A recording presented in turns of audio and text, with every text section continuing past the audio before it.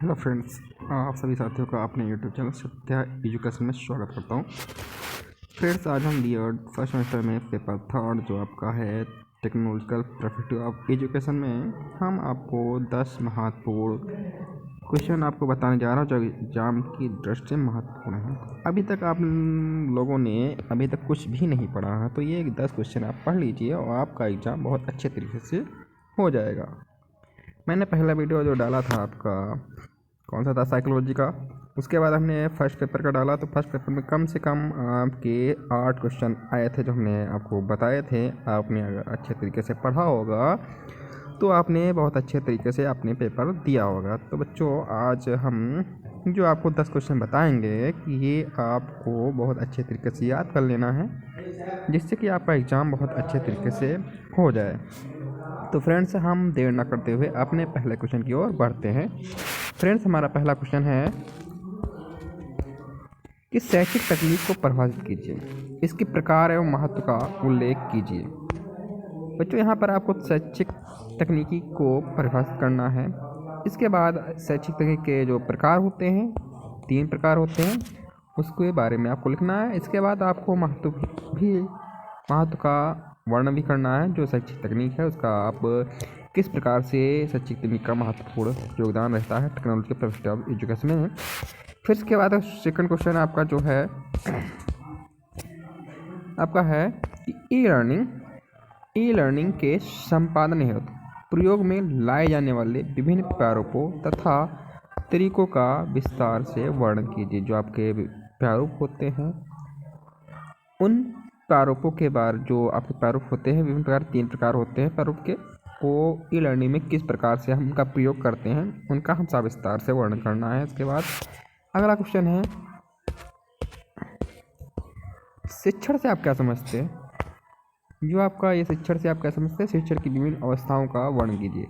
3 अवस्थाएं होती हैं आपकी और 3 अवस्थाओं में से आपको शिक्षण की परिभाषा देनी है। उसके बाद शिक्षण की विभिन्न जो अवस्थाएं और स्टेजेस होते हैं उसके बारे में आपको लिखना है।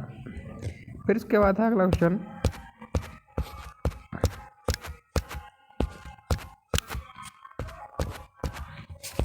अगला क्वेश्चन है क्वेश्चन नंबर 4 आपका है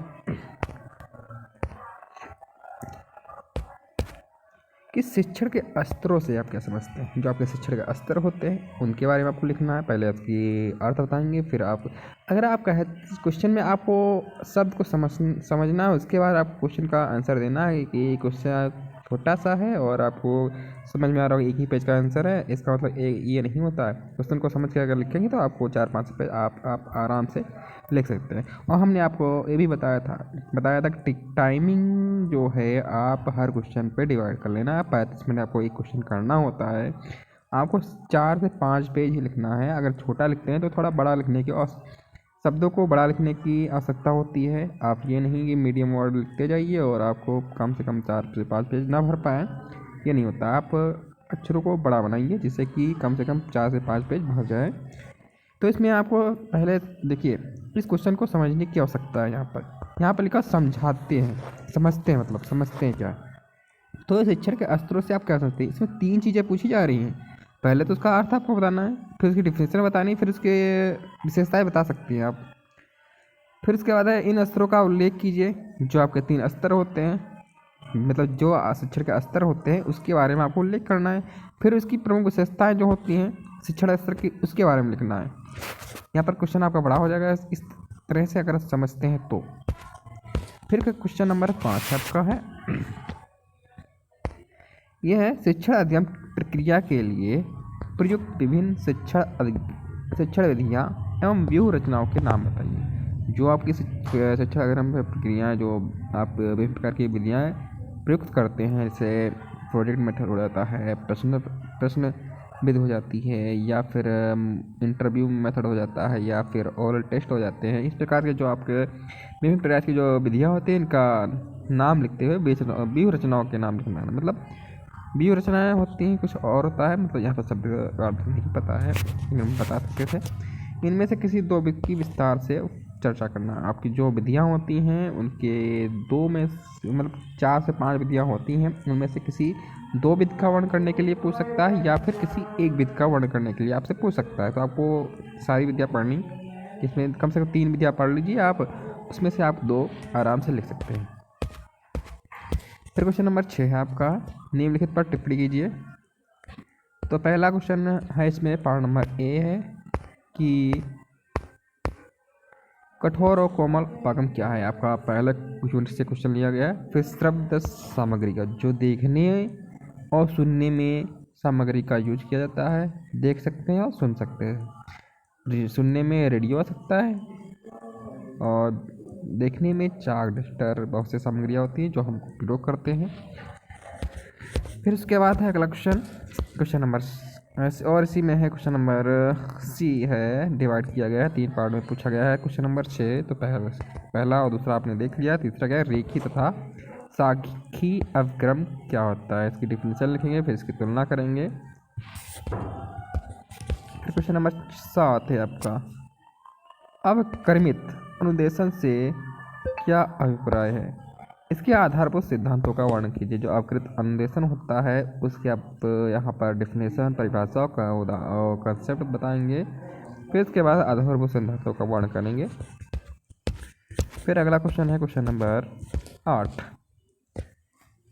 शिक्षण प्रतिमान से आप क्या समझते हैं। शिक्षण प्रतिमान के मूलभूत तत्वों का उल्लेख कीजिए। आपका यहाँ पर फिर से वही लिखना है, अवधारणा है, अर्थ है, फिर परिभाषा है, फिर विशेषता है, फिर उसके बाद जो शिक्षा प्रतिमान के जो मूलभूत तत्व होते हैं उनके बारे में लिखना है। फिर क्वेश्चन नंबर 9 है आपका, क्वेश्चन नंबर 9 है आपका, सूचना संप्रेषण तकनीकी से आप क्या समझते हैं। हमारी विद्यालय व्यवस्था में इसकी क्या उपयोगिता का विस्तार से चर्चा करना है।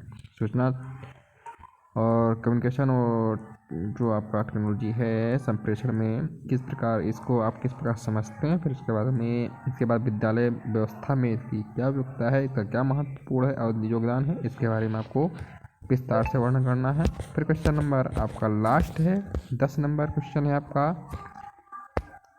सूक्ष्म शिक्षण की प्रक्रियाओं एवं महत्व के साथ व्याख्या कीजिए। आपके और यहाँ पर ये सूक्ष्म प्रक्रिया जो होती है, माइक्रो टीचिंग होती है, उसकी प्रक्रिया में किस प्रकार से आप प्रक्रिया कैसे होती है उसके महत्व के बारे में लिखना है। और यहाँ पर सूक्ष्म शिक्षण की विशेषताएं, गुण भी लिख सकते हैं आप। तो ये क्वेश्चन जो है छोटा है, आपको कम से कम 4 से 5 पेज लिखना है। तो सूक्ष्म शिक्षण की परिभाषा लिखिए, फिर अर्थ लिखिए, परिभाषा लिखिए, उसके बाद विशेषताएँ लिखिए, फिर प्रक्रिया उसकी लिखेंगे पूरी, उसके बाद महत्व लिखेंगे, उसके बाद आपका क्वेश्चन कंप्लीट हो जाएगा। और आपको अगर चैनल नहीं मिलता है तो ये हैशटैग आप प्रयोग कर सकते हैं @सत्या एजुकेशनल, आपको ये चैनल मिल जाएगा। अगर ये वीडियो अच्छा लगा हो तो अपने फ्रेंडों को भी शेयर कर दीजिए, जिससे कि उनको भी इस वीडियो का लाभ मिल जाए। क्योंकि हमने जो आपका पहला पेपर हमने बताया था पूरा आया है, कम से कम 8 से 9 क्वेश्चन आपसे उसमें फंसे हैं।